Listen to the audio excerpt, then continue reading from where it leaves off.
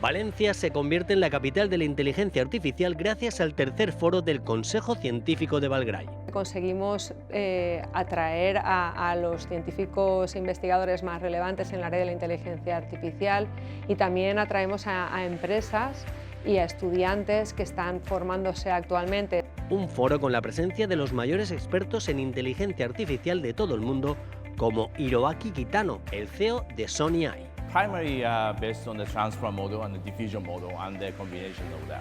So we're seeing this is like a technological evolutions and then backed by the series of Nos ha hablado de lo que él llama el reto Nobel Turing, en el que propone el reto de que se llegue a crear un científico con inteligencia artificial capaz de llegar a ganar un premio Nobel.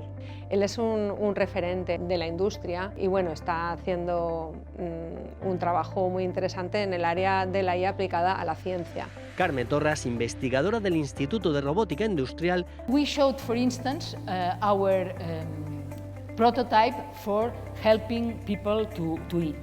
Habla sobre los retos de la robótica social. La robótica asistencial es un área que está ahora en auge, en crecimiento, porque va a permitir que muchas personas con problemas de autonomía, con problemas de movilidad, puedan ser más autónomos y más independientes.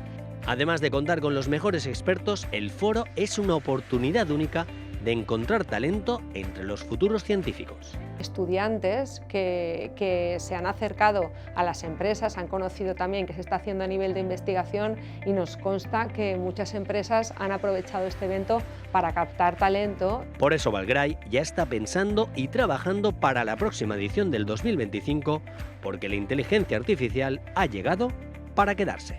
Nosotros pensamos que la inteligencia artificial nos tiene que mejorar la vida y está aquí para ayudarnos.